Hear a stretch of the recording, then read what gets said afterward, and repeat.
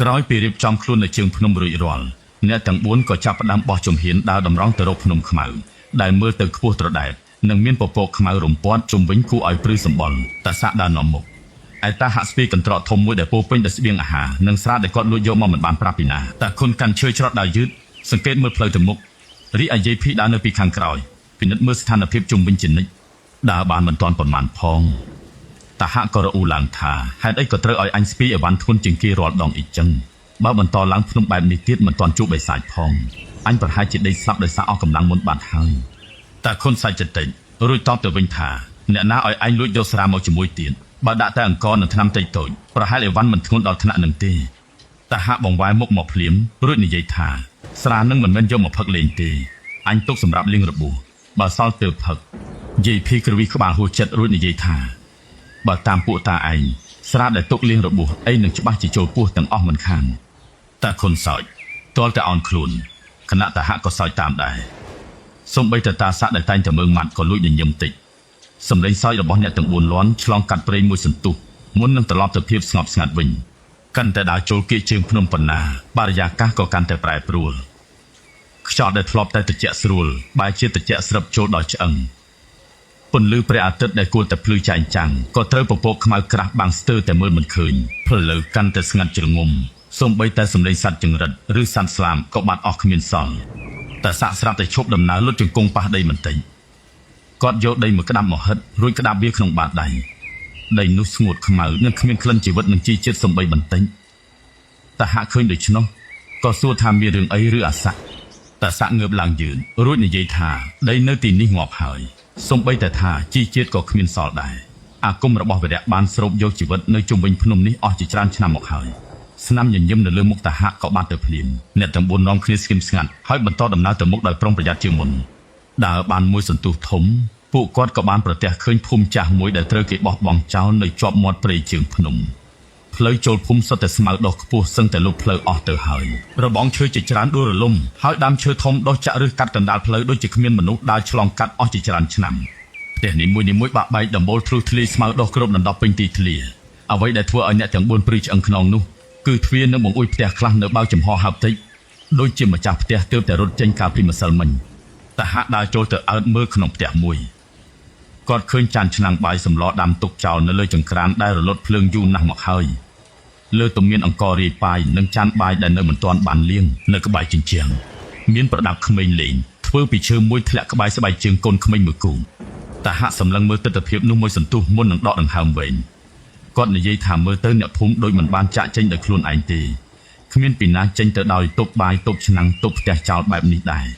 តែសាក់ងក់ក្បាលយឺនទិដ្ឋភាពទាំងនេះបញ្ជាក់ច្បាស់ថាអ្នកភូមិមិនបានរៀបចំរាចេញដោយស្រួលបួលទេពួកគេដូចជាចាក់ចេញទៅយ៉ាងទាន់ហន់យ៉ាងម៉េចមិនដឹងយាយភីដើរទៅជិតអណ្ដូងទឹកចាស់មួយនៅកណ្ដាលភូម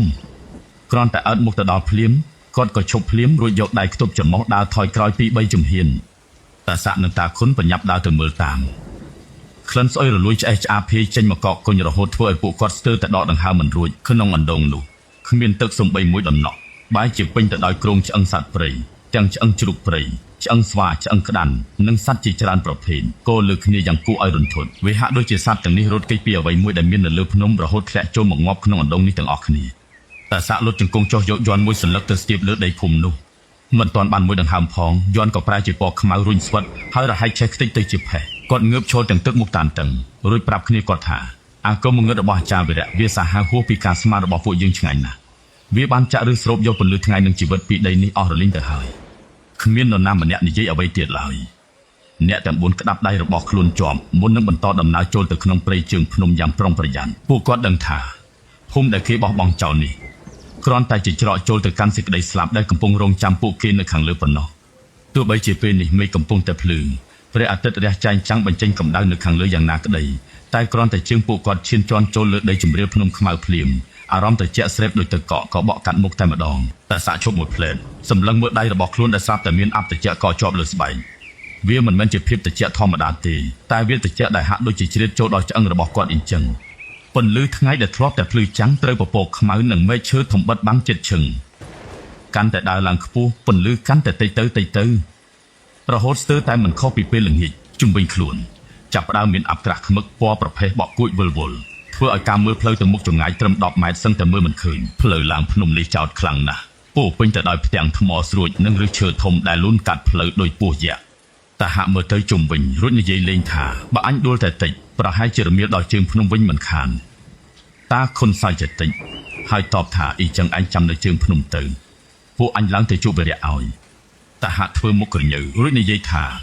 បើអញនៅម្នាក់ឯងច្បាស់ជាពួកឯងដណ្ដើមមុខមាត់អញពីនាងក្រមុំអស់នោះហើយនិយាយភិញញឹមតិចរួចនិយាយថាបើនៅតែមានចិត្តនិយាយលេងបានបញ្ជាក់ថាតាពួកឯងនៅមិនទាន់ភ័យដល់ថ្នាក់បាត់ស្មារតីទេតាសាក់មិនបានចូលរួមសន្ទនាទេគាត់គ្រាន់តែដើរទៅមុខសម្លឹងព្រៃជុំវិញមិនដាក់ភ្នែកគាត់មានអារម្មណ៍ថាមានអ្វីមួយយ៉ាងកំពុងសម្លឹងមកកាន់ពួកគាត់ពីក្នុងអាប់ប៉ុន្តែគ្រប់ពេលដែលគាត់ងាកទៅមើលវាមានតែដើមឈើនិងផ្សែងអាប់ប៉ុណ្ណោះអ្វីដែលគួរឲ្យខ្លាចនោះគឺអាប់នេះវាមិនមែនជាខ្យល់ធម្មជាតិទេ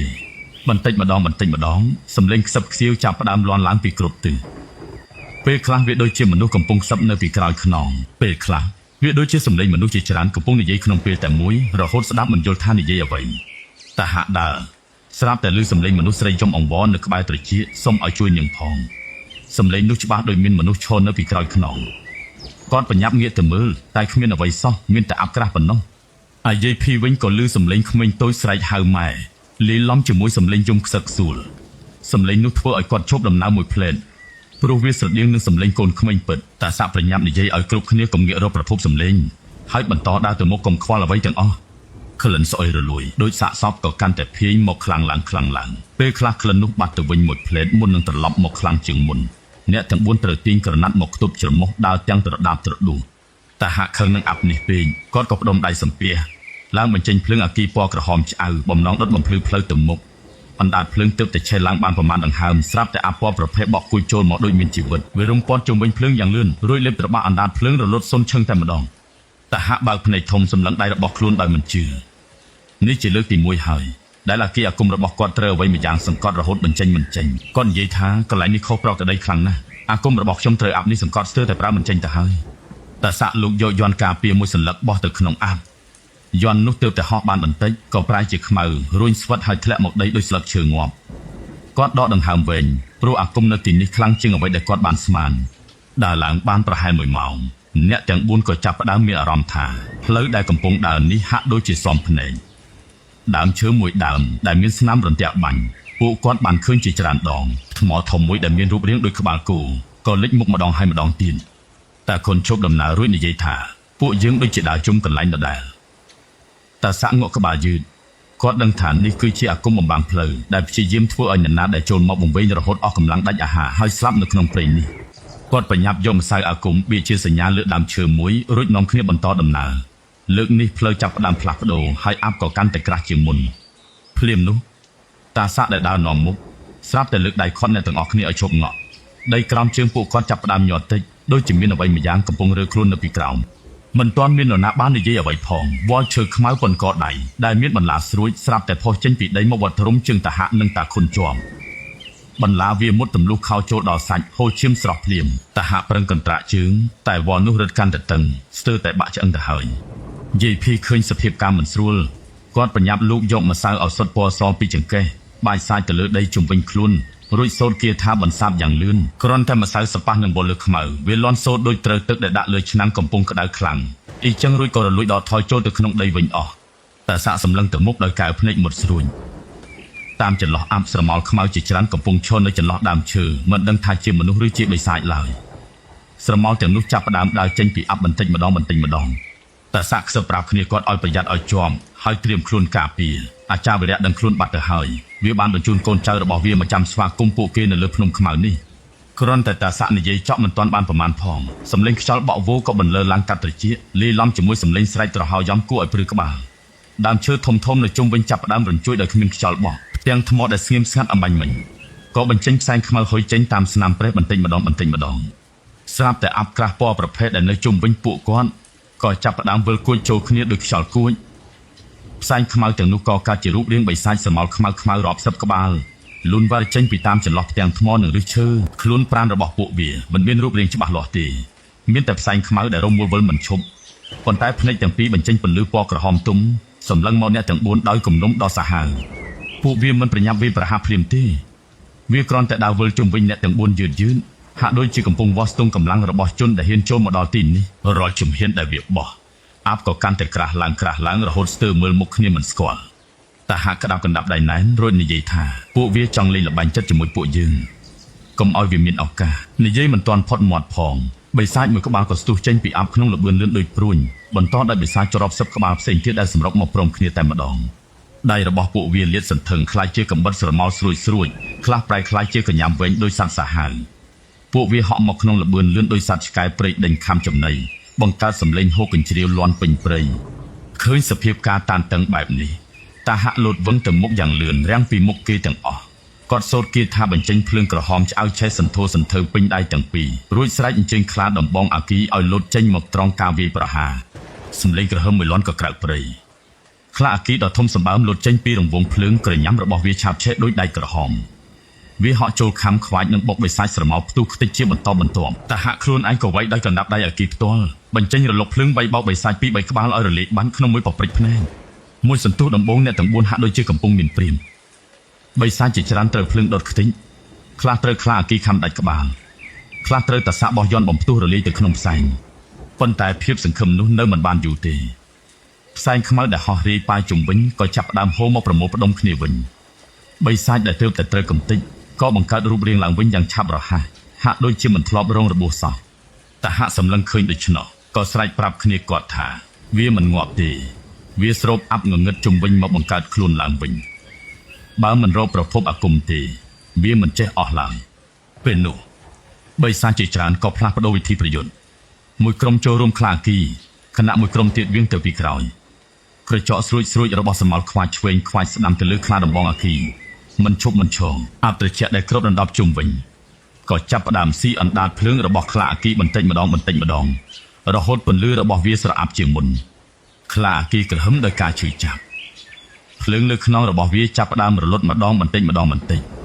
រាល់របួសដែលវាទទួលតាហាក់ក៏មានអារម្មណ៍ឈឺដូចគ្នាព្រោះអាគមរបស់ពួកគេទាំងពីរតភ្ជាប់គ្នាស្របពេលខ្លាអាគីកំពុងចាញ់ព្រាមបិសាច5ក្បាលផ្សេងទៀតបានវាងទៅវិប្រហារពីក្រោយតាហាក់មិនទាន់បែរខ្លួនទាន់ផងក៏ត្រូវបិសាចមួយក្បាលវាយកែងចំខ្នងផាំងរាងកាយគាត់ខ្ទាតទៅមុខអុកជង្គង់ទៅនឹងដីខ្លាអាគីក៏បាត់បង់ជំហរតាមម្ចាស់របស់វាត្រូវបិសាចចរុំខំខ្វាច់រហូតរបួសពេញខ្លួនតែសាក់ឃើញតល់ច្រកក៏យកយ័ន្តពណ៌មាសមួយមកប្រើការពន្លឺពណ៌មាសភ្លឺចែងចាំងផ្ទុះឡើងបង្កើតជារនាំងការពារធំមួយគ្របពីលើអ្នកទាំង4ប៉ុន្តែបិសាចច្របស្រាប់ក្បាលមិនព្រមដកថយឡើយពួកវាប្រមូលផ្ដុំគ្នាបុករនាំងយ័ន្តមាសផាំងលន់សូតដូចជាគប់ថ្មរាប់ពាន់ដុំខ្លះប្រើកញ្ញាំកោសកកាយរនាំងបញ្ចេញសម្លេងគ្រឺតរហូតព្រឺសម្បុរខ្លះទៀតសំបីតែយករាងកាយរបស់ខ្លួនមកបុកដោយមិនខ្វល់ថានឹងរលាយឡើយព្រោះវាអាចបង្កើតខ្លួនឡើងវិញបានគ្រប់ពេលតែសាក់ប្រឹងសង្កត់ជើងទប់រហូតញើសហូរចូលខ្លួនសរសៃកឡើងប៉ោងពន្លឺពណ៌មាសលើរនាំងចាប់ផ្ដើមស្រអាប់បន្តិចម្ដងហើយស្នាមប្រេះតូចក៏លេចឡើងពេញផ្ទៃរនាំងយាយភីខំប្រឹងបាយម្សៅថ្នាំចេញទៅក្រៅរនាំងដើម្បីបន្សាបអាគមរបស់បិសាចប៉ុន្តែម្សៅទាំងនោះមិនទាន់ធ្លាក់ដល់ដីផងក៏ត្រូវខ្យល់អាប់គួយបានអស់គ្មានសល់តែខុនឈរសម្លឹងមើលស្ថានភាពគាត់ដឹងច្បាស់ថាបើនៅតែបន្តពន្យាពេលបែបនេះរនាំងការពារបែកពេលណាពួកគាត់ទាំង4នឹងត្រូវបិសាចហាច់សាច់ស៊ីនៅពាក់កណ្ដាលភ្នំនេះពុំខានគាត់លូកដៃចូលទៅក្នុងអាវទាញខ្សែឈើដែលព្យួររូបចម្លាក់គោបាចេញមកយ៉ាងប្រញាប់រូបចម្លាក់នោះតូចល្មមបាតដៃប៉ុន្តែពោពេញទៅដោយស្នាមយ័ន្តបុរាណដែលឆ្លាក់ជុំវិញខ្លួនតែខុនក្តាប់រូបចម្លាក់គោបាយ៉ាងណែនរហូតស្នាមយ័ន្តទាំងអស់ចាប់ផ្ដើមបញ្ចេញពន្លឺពណ៌មាសស្រាលគាត់បិទភ្នែកប្រមូលស្មារតីដកដង្ហើមវែងមួយរួចចាប់ផ្ដើមសូត្រគាថាអញ្ជើញគោបាដែលជាសត្វអាគមការពារដ៏ស្មោះត្រង់និងជាដៃគូប្រយុទ្ធរបស់គាត់តាំងពីចំនួនគ្រូមកសម្លេងសូត្រគាថារបស់តាខុនកាន់តែខ្លាំងឡើងពន្លឺនៅលើរូបចម្លាក់ក៏កាន់តែភ្លឺដីនៅក្រោមជើងចាប់ផ្ដើមញ័រតិចខ្យល់ជុំវិញវិលគួរចូលមកកណ្ដាលរង្វង់អាគមខណៈបិសាចស្រមោលនៅខាងក្រៅនៅតែបន្តវាយបុករនាំងការពារឥតឈប់ឈរអ្នកទាំង3ដែលនៅសល់ប្រឹងទប់រនាំងយ៉ាងអស់ពីកម្លាំងដើម្បីទិញពេលឲ្យតាខុនបញ្ចប់ពិធីអញ្ជើញគោបាឲ្យបានសម្រេចក្រោយពីតាខុនអញ្ជើញគោបាចេញមកសម្លេងគោបន្លឺឡើងលាន់ក៏ក្រៅព្រៃភ្នំទាំងមូលបងប្អូនអាចមើលពេញលើ YouTube Channel របស់វិចា link ឬដំណភ្ជាប់នៅក្នុង comment